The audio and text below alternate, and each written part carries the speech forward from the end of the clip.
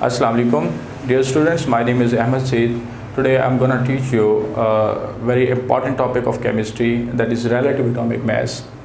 Students, relative atomic mass ये examination point of view से बहुत ही इम्पॉर्टेंट टॉपिक है। इसमें से बहुत important MCQs and short questions जो हैं वो बनते हैं, जो कि बोर्ड के एग्ज़ाम में नेसेसरीली पूछे जाते हैं। तो स्टूडेंट्स, इसमें हम रिलेटिव एटॉमिक मास की डेफिनेशन को डिस्कस करेंगे, इसमें हम रिलेटिव एटॉमिक मास के यूनिट को डिस्कस करेंगे, इसमें हम कुछ एग्जांपल्स देखेंगे जो कि MCQ में आती हैं, और इससे रिलेटेड हम एक बहुत इंपॉर्टेंट शॉर्ट क्वेश्चन जो है वो एक रीजनेबल शॉर्ट क्वेश्चन है वो हम डिस्कस करेंगे। तो सबसे पहले हम इसकी डेफिनेशन देखते हैं। तो स्टूडेंट्स, हम इसको डिफाइन करते हैं। हम कहते हैं relative atomic mass is the mass of an atom of an element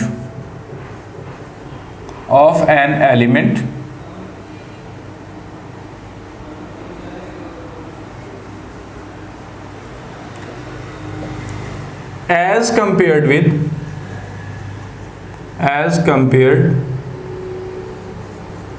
to mass of one atom of carbon 12 isotope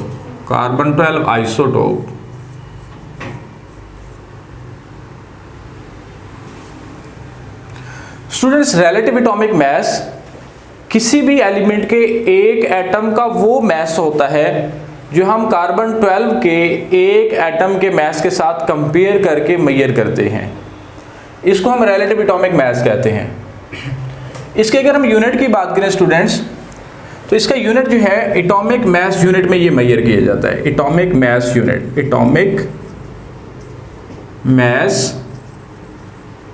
unit, इसको हम एटॉमिक मास यूनिट में मेजर करते हैं। और एटॉमिक मास यूनिट की जो कॉन्ट्रैक्शन फॉर्म है AMU, इसके लिए हम ये यूज करते हैं। अब 1 AMU इसको हम डिफाइन करेंगे कि ये AMU है क्या। तो हम लोग यहाँ इसकी डेफिनेशन देख लेते हैं कि AMU बेसिकली किस तरह का यूनिट है, ये यूनिट क्या है। तो हम बेसिकली इसमें ये डिस्कस करते हैं कि 1 AMU is the mass of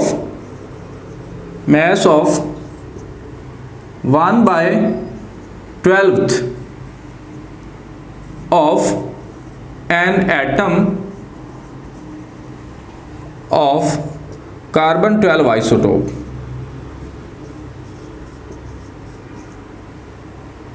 students, carbon के 3 आइसोटोप्स हैं, कार्बन 12, कार्बन 13 एंड कार्बन 14। हमने for the sake of relative atomic mass हमने कार्बन 12 को स्टैंडर्ड कंसीडर कर रखा है। तो इस तरह से 1 AMU या 1 एटॉमिक मास यूनिट ये कार्बन 12 आइसोटोप के एक एटम के मास का 1/12 पार्ट होता है। इससे आगे चल करके हम कुछ एग्जांपल्स देखते हैं। इस कार्बन स्केल के ऊपर, मींस रिलेटिव एटॉमिक मास के लिहाज से जिसमें हमने स्टैंडर्ड कार्बन को कंसीडर किया हुआ है, कार्बन स्केल के ऊपर on carbon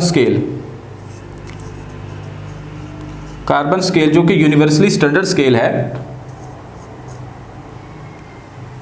on carbon scale relative atomic mass of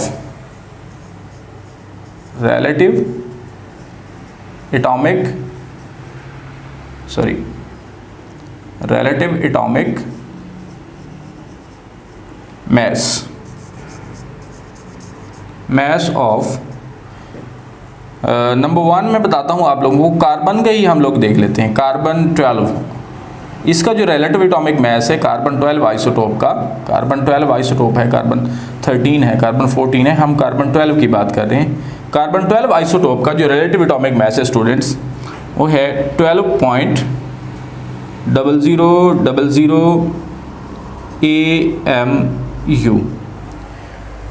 students, वैसे तो ये हमें 12 ही लग रहा है, लेकिन इसमें ये जो 0.0000 इसकी बहुत इंपॉर्टेंस है। अगर हम प्रिसीजन पॉइंट ऑफ व्यू से देखें तो 12.0000 AMU का मतलब ये है कि 12 से लेकर के एट 1 2 3 4 डेसिमल प्लेस तक ये मैथ्स करेक्ट है। चूंकि ये 1 2 3 4 डेसिमल प्लेस तक करेक्ट है तो इसकी प्रिसीजन ज़्यादा है। सो दैट्स वाई इसी कार्बन 12 को ही आइसो स्टैंडर्ड माना गया है। बहुत सारे स्टूडेंट्स ये क्वेश्चन करते हैं कि क्या रीज़न है कार्बन 12 को ही स्टैंडर्ड माना गया है, दूसरे आइसोटोप्स को क्यों नहीं माना गया, या दूसरे एलिमेंट्स के जो एटॉमिक मैसेज हैं उनको क्यों नहीं स्टैंडर्ड लिया गया, हाइड्रोजन को क्यों नहीं लिया गया या अदर्स को क्यों नहीं लिया गया। उसकी रीज़न ये है कि दूसरे जितने भी हैं उनके आइसोटोप्स की अबंडेंस के लिहाज से, ये आगे चल करके हम देखेंगे कि किस तरह से एटॉमिक मास को रिलेटिव अबंडेंस ऑफ आइसोटोप जो है इफेक्ट करती है, उनकी अबंडेंस के लिहाज से और उनके नंबर ऑफ आइसोटोप्स के लिहाज से उनके मास की जो प्रिसीजन है वो जो है सही तरीके से नहीं आ रही होती, उनके अंदर ज़्यादा प्रिसीजन नहीं है, एक्यूरेसी एंड प्रिसीजन ज़्यादा नहीं आ रही होती। क्योंकि कार्बन 12 आइसोटोप एक ऐसा है जिसकी एटॉमिक मास की एक्यूरेसी एंड प्रिसीजन बहुत ज़्यादा है, तो इसीलिए इसी को ही स्टैंडर्ड मान करके हमने चूज़ किया हुआ एज ए स्टैंडर्ड। आगे चल करके हम देखते हैं एक और एग्जांपल हम ले लेते हैं यहाँ पे हाइड्रोजन की। तो इसी कार्बन स्केल के ऊपर जो हाइड्रोजन है, हाइड्रोजन के भी 3 आइसोटोप हैं। मैं जिसकी बात कर रहा हूँ वो आइसोटोप की बात नहीं कर रहा, मैं एवरेज एटॉमिक मास की बात कर रहा हूँ। तो इसका जो एटॉमिक मास है वो है 1.008 AMU, ये इसका रिलेटिव एटॉमिक मास है। स्टूडेंट्स, इस रिलेटिव एटॉमिक मास के टॉपिक से रिलेटेड एक बहुत इंपॉर्टेंट शॉर्ट क्वेश्चन जो बोर्ड के एग्जाम में पूछा जाता है उसको हम लोग डिस्कस करते हैं। सबसे पहले हम क्वेश्चन को इंट्रोड्यूस करवाते हैं। क्वेश्चन है why we take atomic masses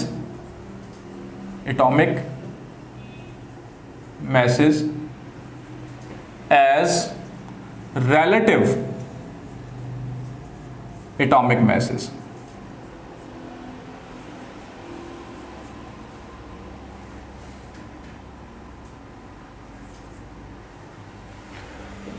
students, इसका मतलब ये है कि एलिमेंट के जो एटॉमिक मैसेज हैं उनको रिलेटिव एटॉमिक मास क्यों लिया जाता है, उनको फिजिकली वैसे हम एटॉमिक मास क्यों नहीं लेते। तो इसकी रीज़न ये है, पहले मैं रीज़न लिख देता हूं फिर मैं एक्सप्लेन करूंगा। स्टूडेंट्स, इसकी रीज़न ये है there is no physical balance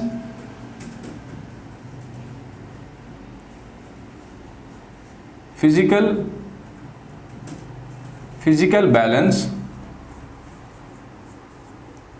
to measure the masses of atoms of elements directly।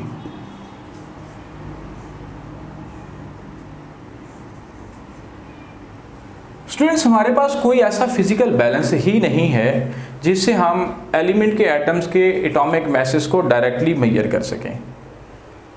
क्योंकि एटम इतना छोटा एक पार्टिकल है, बहुत ही स्मॉल पार्टिकल है, सो दैट्स वाई कोई हमारे पास ऐसा फिजिकल बैलेंस एग्जिस्ट नहीं कर सकता जो हमें relative atomic message of elements जो हैं वो डायरेक्टली मेजर करके दे दे। इसके लिए हम एक टेक्निक यूज़ करते हैं, that is mass spectrometry. Mass spectrometry ऐसी टेक्निक है जो कार्बन 12 आइसोटोप के साथ कंपेयर करके हमें एलिमेंट के एटॉमिक मैसेज मेजर कर देती है। सो इसलिए हम फिर रिलेटिव एटॉमिक मैसेज ही लेते हैं, क्योंकि हमारे पास वो टेक्निक हमें रिलेटिव एटॉमिक मैसेज को कैलकुलेट कर देती है और हमारे पास उसके अलावा कोई ऐसी टेक्निक नहीं है जिससे हम directly atomic message of elements जो हैं वो मेजर कर सकें। तो ये रीज़न है जिसके बिहाफ पे हम लोग इसको एक्सप्लेन कर रहे हैं।